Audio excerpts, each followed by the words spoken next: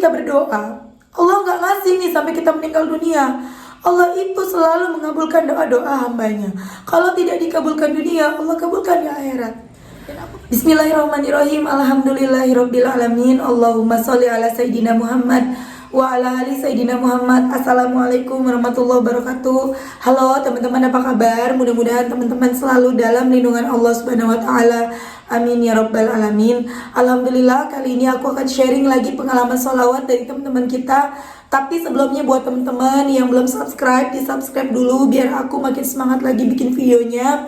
Dan buat teman-teman yang punya Instagram ataupun TikTok, jangan lupa di follow Instagram dan TikTok aku, Meliza Arnelia.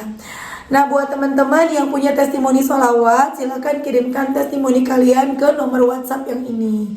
Mohon maaf kalau jawabnya lama ya. Dan ini aku punya buku Jangan Pernah Lelah Ada Nikmati Setiap Sholawat. Ini teman-teman bisa beli di Gramedia, harganya 55.000. Insya Allah bisa nambah semangat teman-teman dalam bersolawat, bisa nambah teman-teman istiqomah dalam bersolawat. Lanjut, aku akan bacain testimoninya. Ini dari Mbak Ayah. Assalamualaikum Mbak Mil. Waalaikumsalam. Saya kasih testi tentang sholawat. Awalnya saya lihat akun Mbak Mel di Instagram tentang sholawat bisa melunasi utang. Dalam hati saya, masa sih bisa? Saya cuma IRT, nggak berpenghasilan sama sekali. Cuma jaga anak aja di rumah. Sedangkan yang kerja cuma suami sendiri. Dan sejak 2 bulan ini saya amalkan sholawat Jibril. Allah kasih saya kemudahan dalam setiap urusan. Di luar utang yang masih belum lunas sepenuhnya Mbak Mel. Bersolawat dari 3-7 kali setiap selesai sholat, minta kemudahan dalam semua keinginan, punya rumah sendiri meskipun hanya sepetak biar gak ngontrak tiap tahunnya. Alhamdulillah Allah sudah ijabah doa-doa saya, Masya Allah. Dan sekarang saya sudah 2 bulan ini mengamalkan sholawat Jibril. Allah cukupkan kebutuhan saya, gak sampai berhutang lagi tiap bulannya. Biasanya kalau suami tiap gajian gak pernah cukup buat makan sampai 1 bulan Mbak Mel. Dan harus buka hutang lagi begitu terus.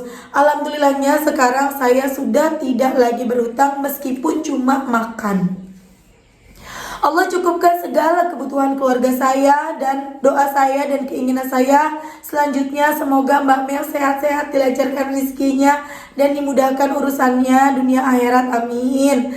Dan keinginan saya semoga Allah mudahkan saya bisa beli rumah lagi yang luas, kebeli mobil yang nyaman, dipakai sekeluarga, dibeli dengan uang cash, bisa umroh, naik haji, dijauhkan dari utang riba. Yang terpenting keluarga besar sehat semua, lancar rezekinya, dikasih tetangga yang baik dan tulus, dikelilingi orang baik terus, amin Allahumma amin. Terima kasih Mbak Mel, ya Allah, makasih ya Mbak, aku didoain.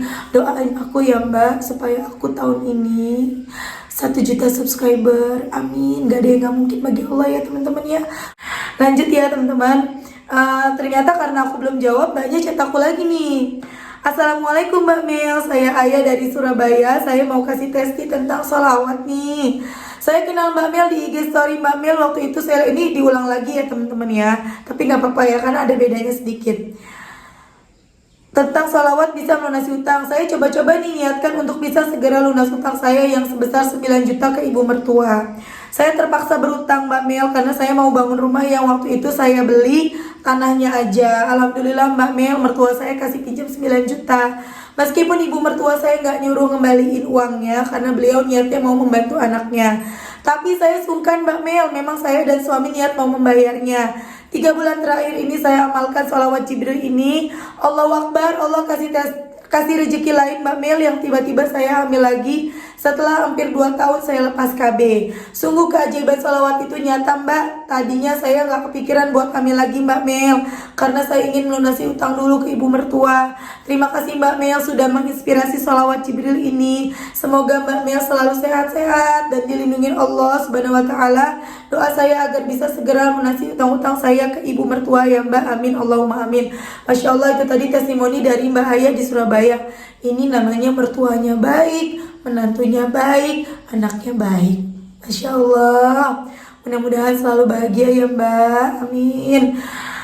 Allah lebih tahu, Mbaknya pengen bayar utang, tapi Allah tahu udah, ibu mertuamu nih baik banget.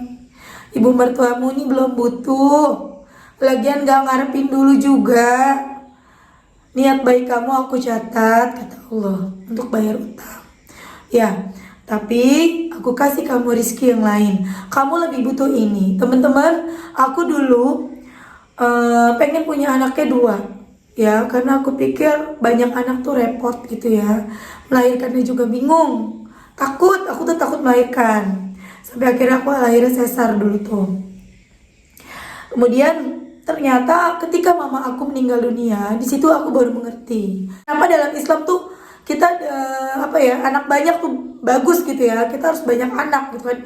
Banyak kayak yang Islamnya Islam yang Islam banget, Islami banget, itu kan anaknya banyak biasanya ya teman-teman ya. Kadang kita suka ngeledek gitu kan, anaknya banyak gitu, masih kecil-kecil gitu.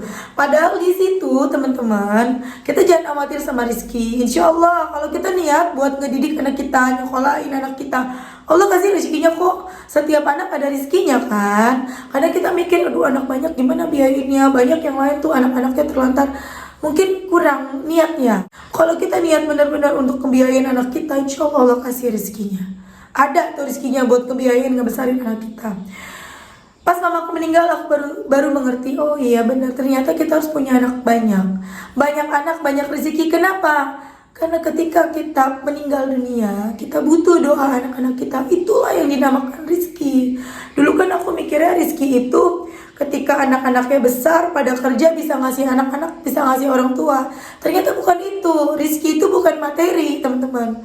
Karena banyak juga yang anak-anaknya ketika besar, dewasa, menikah, berkeluarga, bekerja, nggak bisa juga tuh ngasih orang tuanya banyak-banyak, karena mereka juga punya kebutuhan. Jadi kalimat banyak anak banyak rezeki bukan rezeki dalam bentuk materi, tapi rezekinya adalah ketika kita sudah meninggal dunia.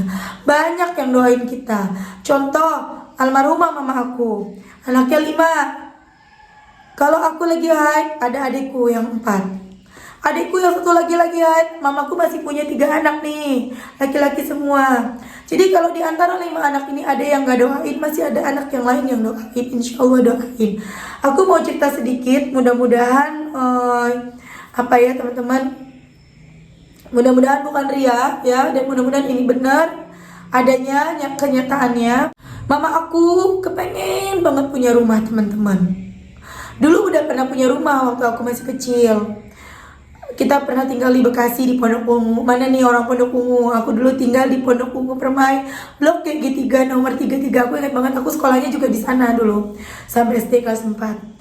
Kemudian ya karena keterbatasan ekonomi, akhirnya rumah itu dijual. Kemudian mama aku pindah ke Jakarta, tinggal sama orang tuanya sampai aku besar. Gak kebeli-beli rumah, teman-teman, karena anaknya banyak, anaknya 5. Dan mama aku sama ayah aku alhamdulillah baik banget. Meskipun mungkin keterbatasan ekonomi, tapi kita semua disekolahin, dikuliahin, teman-teman, semuanya, 5-5-nya, teman-teman. Itulah yang menyebabkan mama sama ayah aku belum punya rumah.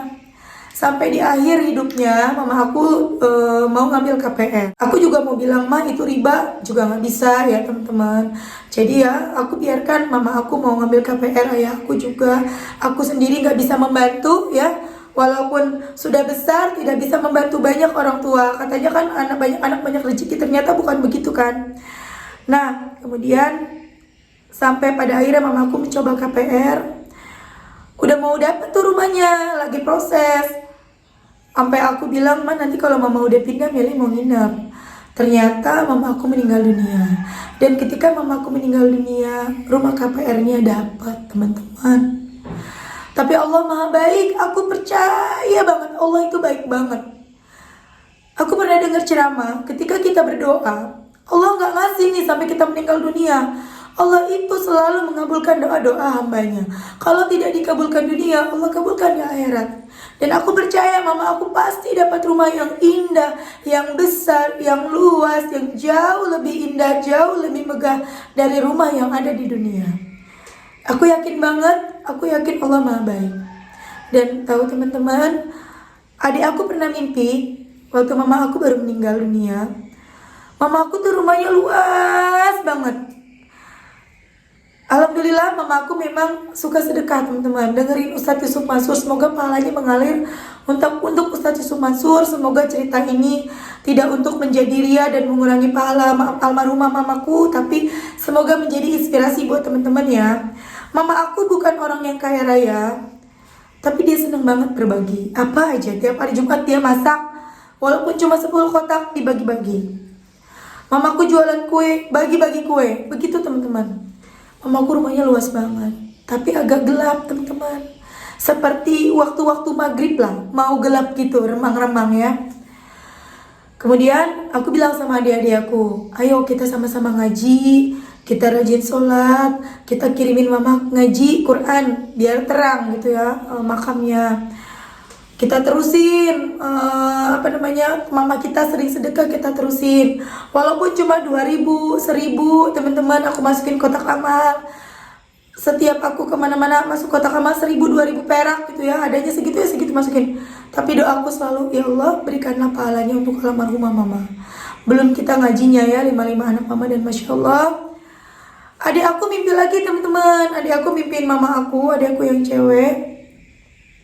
Mama aku rumahnya besar banget.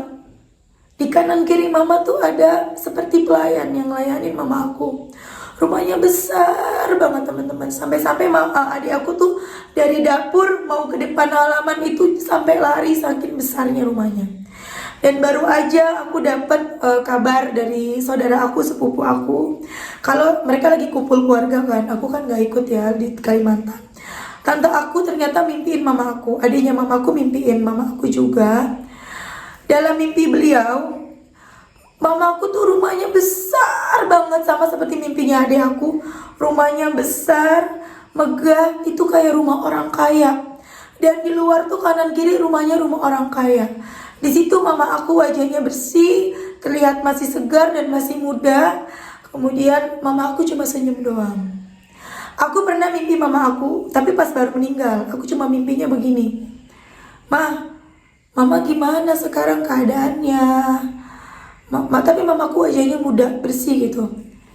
Ya, mama makan dulu Mel di sana, makan terus gitu. Aku ingat banget, bahkan sampai aku tanyain orang-orang yang udah meninggal, gimana kabarnya si ini, mama ketemu nggak? Ada nggak? Ada, mereka ada, si ini ada, si ini ada. Tuh teman-teman, wallahu alam. Tapi aku percaya ya, aku percaya teman-teman, kalau itu nyata, kalau itu mama aku bahagia, mama aku di sana senang. Jadi teman-teman, kalau misalnya hikmah yang bisa kita ambil dari peristiwa ini, kalau misalnya teman-teman terus berdoa, minta anak belum dikasih-kasih juga, minta rumah, minta mobil, minta utang lunas belum dikasih-kasih, sabar, Allah pasti ngabulin. Kalau nggak ngabulin di dunia, Allah ngabulin di akhirat. Percaya deh, insya Allah Allah tuh baik banget. Bahkan aku pernah dengar ceramah, ada orang yang minta anak terus gak dikasih-kasih, tahu-tahu di akhirat anaknya banyak. Anak siapa? Ini anakmu yang dulu kamu minta di dunia. Aku pernah dengar ceramah seperti itu. Ya, kita doakan semoga Mbak siapa ya? Aku jadi lupa teman-teman. Mbak Ayah utangnya segera lunas, dimudahkan nanti proses kelahirannya, sehat bayinya ya Mbak, Masya Allah. Lanjut, aku akan baca testimoni selanjutnya aja ya teman-teman. Ini dari Mbak Deb. Assalamualaikum Mbak Mel, alhamdulillah sampai sekarang Mbak Mel rezeki saya mengalir terus berkat sholawat. Utang saya mulai lunas, suami saya sekarang alhamdulillah dapat kerjaan meskipun jauh di Kalimantan Mbak.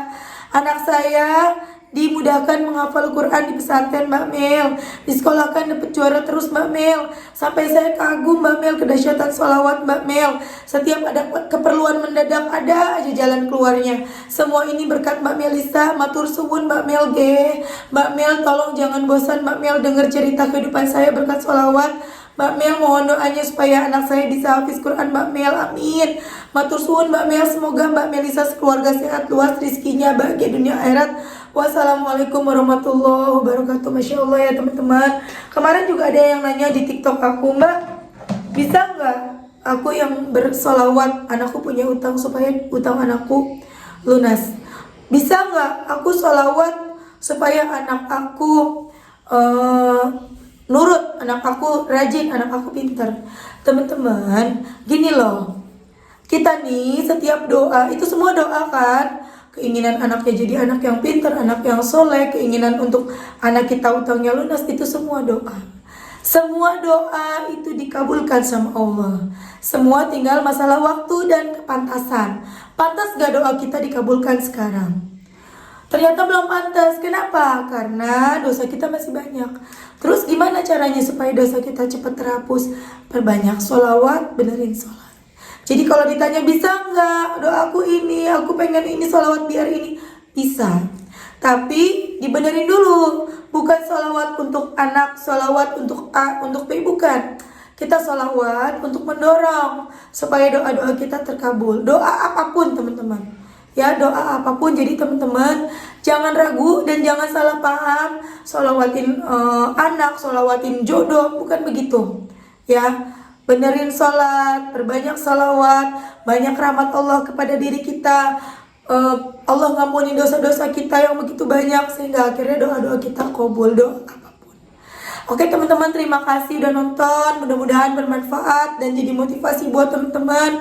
Doain aku ya supaya aku sembuh. Ini sebenarnya meskipun aku seseknya udah bukan sesek sebenarnya, suara serak aku sudah berkurang, tapi lumayan sesek ngomongnya. Ya, jadi tolong doain aku teman-teman supaya suara aku kembali lagi, supaya aku bisa baca Quran lagi, karena baca Quran masih ngap, masih nggak nyampe nafasnya. Doain aku ya teman-teman ya. Semoga cepat sembuh, semoga aku bisa mencapai 1 juta subscriber tahun ini, amin, dan bisa pindah ke Bekasi tahun ini, amin, amin ya rabbal alamin. Terima kasih udah nonton. Assalamualaikum warahmatullahi wabarakatuh.